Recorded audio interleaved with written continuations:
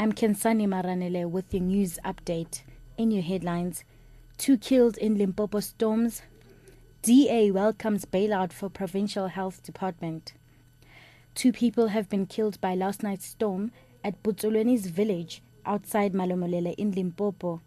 The storm wreaked havoc in the Vembe and Mopani district of the province, leaving hundreds of people displaced. The disaster management teams of the 2 districts are still to be deployed to the affected areas. In Mopani, over 300 houses, a school and 5 shops have been damaged.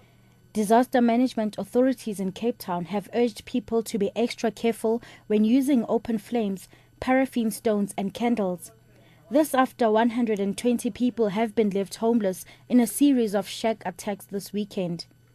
Disaster Management's Wilfred Solomon Johannes says 26 people were displaced at Luandle near Strand, while at least 72 were left homeless at Mpulani village in Lotus River. He says authorities will investigate the cause of these fires. For the past weekend, 120 people were left homeless after another 120 shacks were burned down to the ground over this weekend.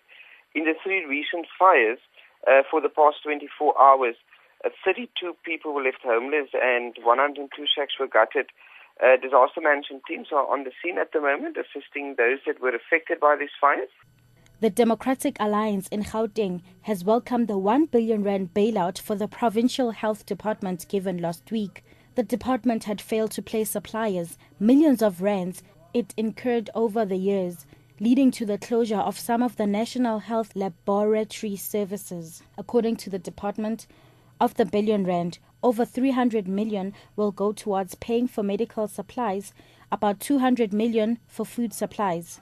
100 million will go towards the National Health Laboratory services. The DA's Jack Bloom says the bailout should come with strict controls to prevent the massive waste and corruption in the Gauteng Health Department.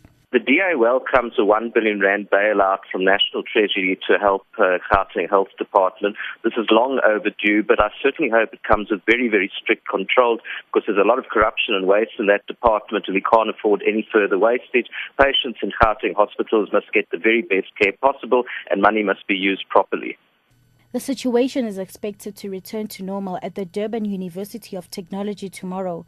Last week, academic program was disrupted when angry students blockaded the university entry points with burning tires and stones. They were protesting over accommodation and financial aid matters. Police arrested 8 students for public violence.